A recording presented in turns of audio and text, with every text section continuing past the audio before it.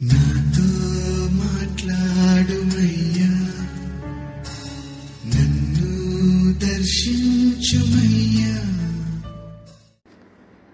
మన ప్రభువైన రక్షకుడైన యేసుక్రీస్తు పరిశుద్ధ నామములో మీ అందరికీ శుభములు తెలియచేయుచున్నాను. మీరందరూ క్షేమంగా ఉన్నారని ఆశిస్తూ ఉన్నాను. ఈరోజు బలపరిచే వాక్యము ఆదికాండము 39వ అధ్యాయం 23వ వచనము. యెహోవా అతనికి తోడై ఉండెను కనుక ఆ చెరసాల అధిపతి అతని చేతికి అప్పగింపబడిన దేని గూర్చియు విచారణ చేయక ఉండెను.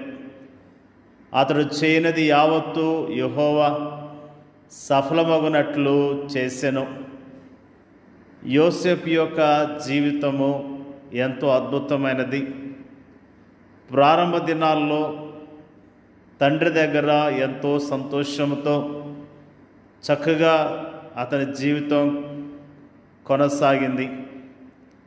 అతని తల్లిదండ్రులు ఐశ్వర్యవంతులు, అతన్ని అధికంగా ప్రేమించారు. తండ్రి అతన్ని అధికంగా ప్రేమించాడు.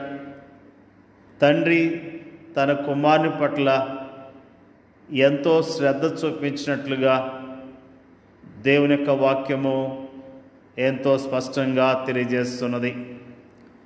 వీటన్నిటికీ మించి దేవుడు అతనికి జ్ఞానము, సామర్థ్యము, అందము, సద్గుణం లాంటి అధికమైన ఆధిక్యతలను ఇచ్చాడు. దేవుని అందలి అతని ప్రేమ అతన్ని అమితముగా ఆశీర్వదించింది. వీటన్నిటి ఫలితముగా అన్నలు అతన్ని ద్వేషించడం ప్రారంభించారు. అక్కడే అతనికి కష్టాలు ప్రారంభమయ్యాయి. యోసేపు ప్రారంభ దినాల్లో సుఖంగా జీవించాడు. కానీ యవ్వన ప్రాయంలోనికి అడుగు పెడుతున్న సమయాల్లో అతని జీవితంలో ఎన్నో కష్టాలను ఎదుర్కొన్నట్లుగా దేవుని యొక్క వాక్యము స్పష్టంగా తెలియజేస్తున్నది. ఆదికాండములో యోసేపు గురించిన విషయాలు మనందరికీ తెలిసినవి. సొంత అన్నలు అతన్ని అమ్మివేశారు. అతన్ని బాగా మాటలతో బాధ పెట్టారు. అతని గురించి మరి చాలా చెడుగా చెప్పుకున్నారు. అంతేకాకుండా అతన్ని అమ్మివేసినప్పుడు అతడు యోసేపు ఐగుప్తులో బానిసగా మరొక వ్యక్తికి అమ్మివేయబడ్డాడు. అతని జీవితంలో అనుకోకుండా వచ్చిన పరిస్థితులు అతన్ని ఎంతగానో కృంగదీసినాయి. మరి ఐగుప్తు దేశంలో అతడు ఒంటరిగా ఉన్నప్పటికీ యోసేపు దేవుని ఆశ్రయించి దేవుని మీద ఆశ పెట్టుకొని జీవించినట్లుగా దేవుని యొక్క వాక్యము ఎంతో స్పష్టంగా తెలియజేస్తున్నది. ప్రతి విషయములో దేవుని సహాయాన్ని పొందుకుంటూ వచ్చాడు. దేవుని యొక్క కాపుదలను పొందుకున్నాడు. దేవుడిచ్చే ఆదరణ పొందుకున్నాడు. పరాయి దేశములో, పరాయి ప్రాంతంలో, తన వారంటూ ఎవరూ లేని ప్రదేశంలో అతనికి ఏకైక స్నేహితుడు దేవుడే అన్న విషయాన్ని మనం జ్ఞాపకం చేసుకుంటూ ఉన్నాం. నిజంగా యోసేపు ఆ యొక్క ఐగుప్తులో పని చేస్తూ ఉన్నప్పుడు అతని జీవితంలో ఎంతగానో వృద్ధి చెందినట్లుగా, క్రమక్రమముగా అతడు దీవించబడ్డట్లుగా దేవుని యొక్క వాక్యము తెలియజేస్తున్నది. ఊహించని రీతిగా ఆ ఇంటి యజమానురాల ద్వారా పెద్ద సమస్య ఎదుర్కోవాల్సి వచ్చింది. పాపానికి దూరముగా పారిపోవటం ద్వారా యజమానుడి యొక్క భార్య పగబట్టి అతని గురించి చెడుగా చెప్పి చెరసాల్లో వేయించినట్లుగా దేవుని యొక్క వాక్యము తెలియజేస్తున్నది. ఆ చెరసాల్లో ఉన్నప్పుడు దేవుడు అతనికి తోడుగా ఉన్నట్లుగా మనం జ్ఞాపకం చేసుకుంటున్నాం. అయితే యెహోవా యోసేపునకు తోడై ఉండి అతని యందు కనికెరపడి అతని మీద ఆ చెరసాల యొక్క అధిపతికి కటాక్షం కొన్నట్లు చేసెను. చెరసాల అధిపతి ఆ చెరసాల్లో ఉన్న ఖైదీలందరినీ యోసేపు చేతికి అప్పగించెను. వారు అక్కడ ఏం చేసిరో అదంతయు అతడే చేయించువాడు. యెహోవా అతనికి తోడై ఉండెను కనుక ఆ చెరసాల అధిపతి అతని చేతికి అప్పగింపబడిన దేని గూర్చియు విచారణ చేయక ఉండెను. అతడు చేయనిది యావత్తు యెహోవా సఫలమవునట్లు చేసెను. నిజంగా దేవుడు ఎంత గొప్ప దేవుడు, ఎంత మంచి దేవుడు. వాస్తవానికి ఇన్ని కష్టాలు, ఇంతటి శ్రమానుభవాలు అనుభవించేందుకు యోసేపు ఏ పాపం చేయలేదు, ఏ చిన్న తప్పు కూడా చేయలేదు. అయినప్పటికీ అతడు తన శ్రేష్టమైన యవ్వన కాలాన్ని కష్టాల్లోనూ, శ్రమల్లోనూ, నిందల్లోనూ, అవమానాలను గడపవలసి వచ్చింది. అది ఆనాటి యోసేపు పరిస్థితి. ఆనాటి సామాజిక పరిస్థితికి అతని జీవితం అద్దం పడుతుంది.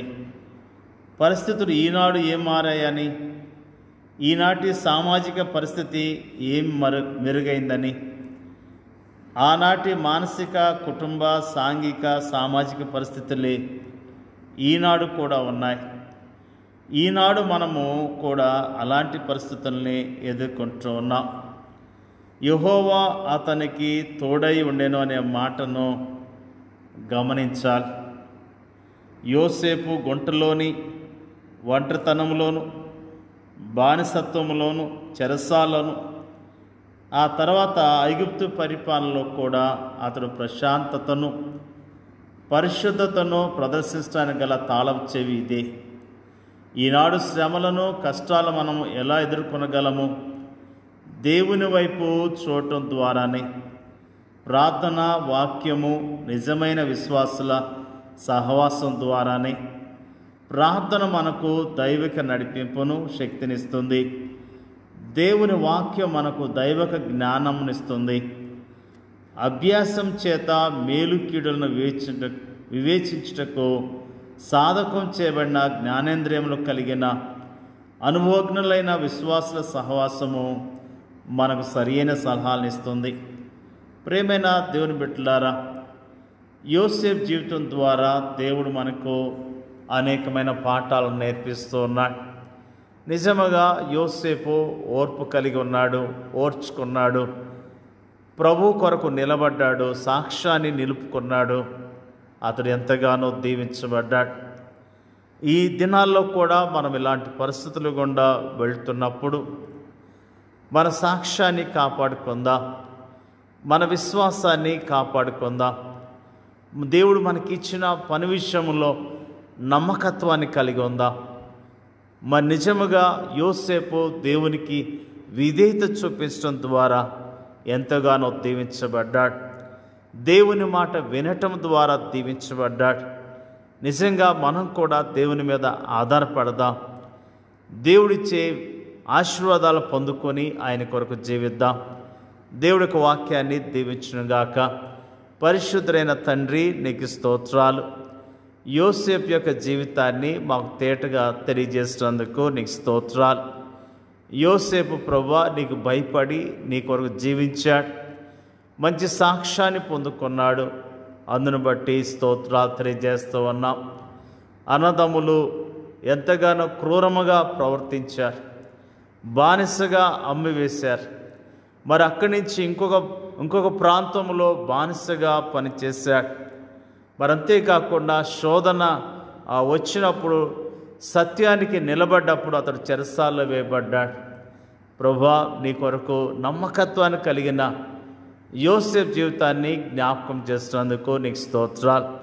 మేము నీ ప్రజలముగా నమ్మకత్వం కలిగి యోగ్యముగా నీ కొరకు జీవించడానికి మీరే సహాయం చేయండి అయ్యా. స్తోత్రాలు అయ్యా. శ్రమల్లో ఉన్నవారిని జ్ఞాపకం చేసుకోండి, నిందలు అవమానాల్లో ఉన్నవారిని జ్ఞాపకం చేసుకొని మీరు ఆదరించండి అయ్యా. ప్రార్థన చేయించున్నాం.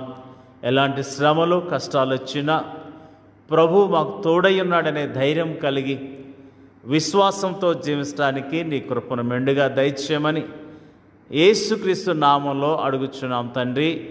ఆమేన్.